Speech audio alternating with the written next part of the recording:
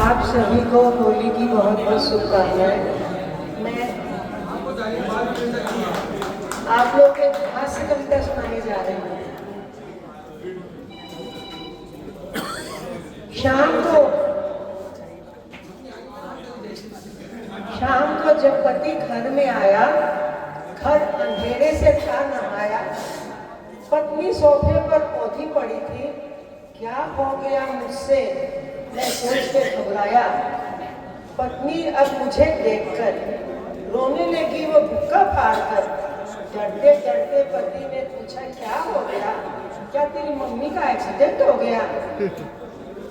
सुनकर मैं गुस्से से तमतमाई, बोली, तुम इंसान हो या कसाई? आज हमारी किट्टी पार्टी थी, सारी सखियां पीठ और छरहरी थी। एक मैं ही थी टुनटुन के जैसे, सब मिलकर उड़ा रही थी मेरी हंसी। अब तुम्हें मेरा साथ देना होगा, मुझे जिम में भर्ती करवाना होगा। और आज के बाद मैं खाना नहीं खाऊंगी, तुम फ्रूट रोज ले आना, बस वही चबाऊंगी।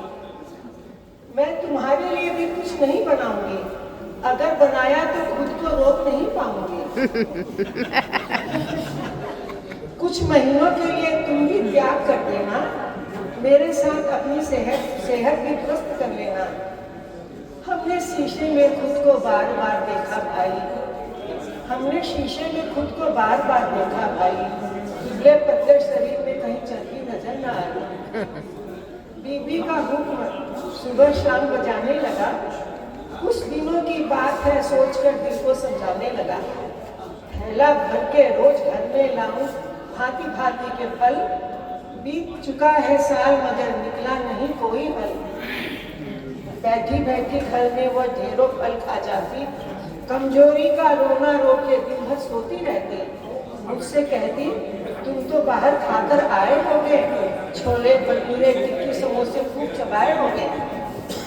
साल बीता पर पत्नी पर मुश्किल फर्क न आया, पहले से भी ज्यादा उसका वजन और बढ़ा पाया। नौकरानी से जब पूछा तो भेद खुल गया भाई, आधा किलो रोज मंगा के रख दी उसने रोजाना खाई। खाली जेब बैंक भी खाली हो गया हूँ मैं पक्कड़। खाली जेब बैंक भी खाली हो गया हूँ मैं पक्कड़। दिन भर भूखा रहता हूँ, आता है मुझको चक्कर। हे ईश्वर, मुझ निरीह प्राणी पर थोड़ी कृपा कर देना, मेरी पत्नी का सारा मोटापा तुम मुझको दे देना। शायद ईश्वर को मुझ पर रहम आ गया था, पत्नी का सारा मोटापा मुझको दे दिया था। फूटी किस्मत, सर मुड़ाते ही ओला पड़ गया, पत्नी ने मुझे पतला करने का बीड़ा उठा लिया। उबले साग सब्जी मुझको वो रोज खिला रही है, उठक बैठक रोज 500 मुझसे लगवा रही है। धोबी के कुत्ते जैसा मैं ना घर का ना घाट का हूँ, जिसे निचोड़ा पटका जाता कपड़ा वो धोबी घाट का हूँ। वाह वाह,